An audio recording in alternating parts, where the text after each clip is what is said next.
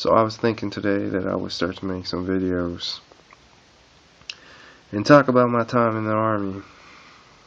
There may be people who listen, maybe people won't listen, who knows. But it's gonna make me feel better. That's what's important, right? So my time in the Army. My time in the Army pretty much started when I was a kid. My dad was in the Army for 20 years. My dad taught me a lot about what it would take to be in the Army. I didn't even realize he was teaching it to me at the time, but he taught me a lot. That's a different story. Army for me started about a year ago. I went to basic training in Georgia at Fort Benning. Fort Benning is a great place. The NCOs there are great. The drill sergeants there are fantastic drill sergeants. They will get in your face, they'll cuss at you, they make you do some push-ups here and there, they make you run, they make you listen to a lot of stuff.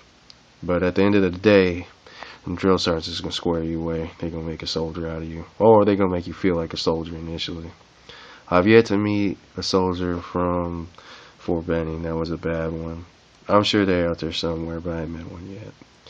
After I was done at Fort Benning, I went to AIT at Fort Gordon, and that's in Georgia too. I had platoon sergeants there. Platoon sergeants there were good platoon sergeants. They didn't care. They said they didn't care, but yeah, they probably didn't care. They said shit, that was kind of like drill sergeants, but more than anything, they just trying to get people to go to school, learn their job, and get out. After I was done at AIT, I went to an undisclosed location. I can't really say where I'm at because of operational security and all that horse shit. But I went across the ocean somewhere, and I'm like 5,000 miles away from my family, and that sucks real bad. I've been away from my family for about a year, and I'm going to be away from my family for the better part of next year too. That sucks.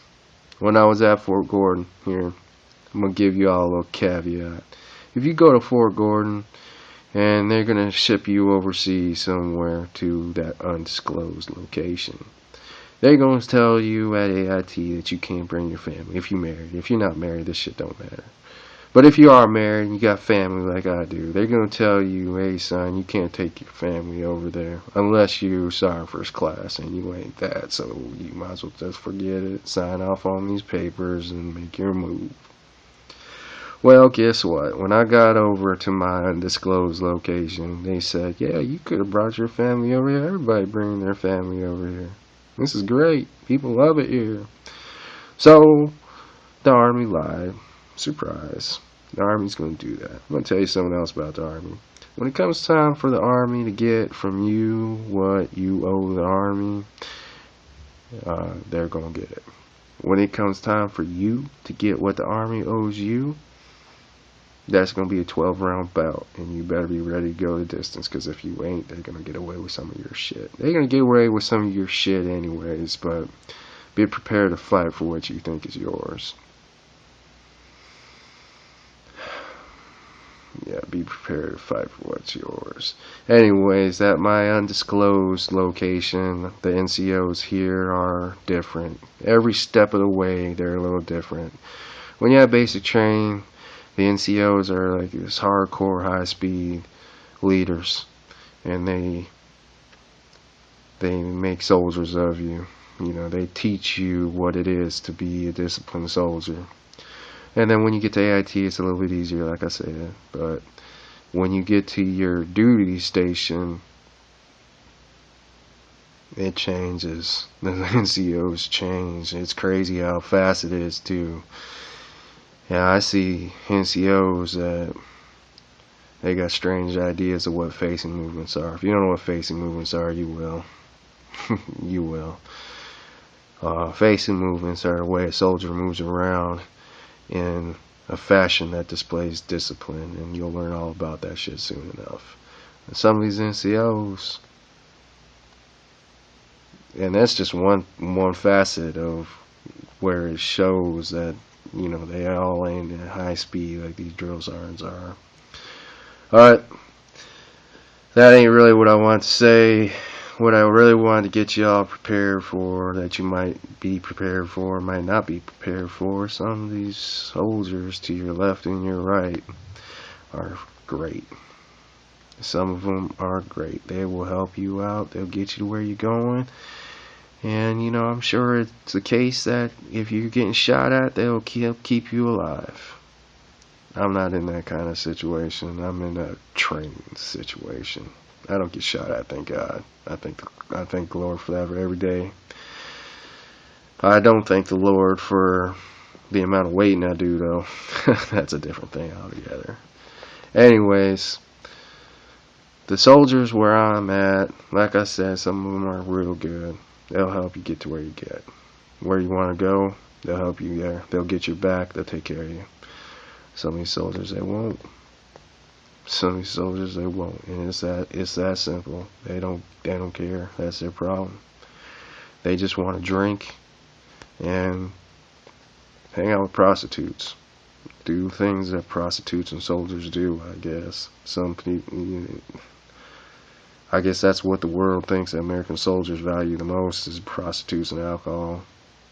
And maybe they do on some level, but that's what it is, and they care more about that than being good soldiers. And so that's how you get soldiers around you that are not good soldiers. You gotta be careful for them, because the Army don't give a shit if you're a good or a bad soldier. If you're a bad soldier, then it's up to your battle buddy to your left or your right to square you away. Which would be good if every soldier gave a fuck about being a good soldier, but a lot of these motherfuckers just don't give a shit. And that's what you gotta be prepared for. I wasn't prepared for that shit at all. When I left to go to the Army, I thought to myself, it's gonna be high speed fucking people everywhere. It has to be. That's what basic training is for. To weed out bad soldiers. Well, guess what? Things have changed. That might have been the way at some point, but now it ain't like that. Some of these soldiers are squeezing through. I don't know how the fuck it happens, but it happens. You gotta be prepared for that. Anyways, that's all I got for right now. If you got any questions about AIT or basic training or first duty stations, I'd love to tell you. Whatever it is, I know. I do want to say this before I go. I love being in the Army. It's a great opportunity. It's great people. There's some bad ones too, but by and large, it's great people here. All the soldiers that's across the water, or if you were across the water, now you're back home, I respect the shit out of all you motherfuckers, and I hope I get to meet you at some point. For all you soldiers out there that's fucking shitbag, dirtbag ass motherfuckers, I really don't give a fuck. You can write whatever the fuck you want, but at the end of the day, you know who you are. For all you people that's getting in the military, make sure you think long and hard. Make sure it's what you want to do, because it's gonna take a lot to be a good soldier. It takes a lot of patience, a lot of mental strength. Mental strength is what you need more than anything. Physical strength will come. And you don't need physical strength as much as you need mental strength. That's what you need. So, anyways, like I said, if you have any questions, put it below, and I'd love to talk about it. Peace.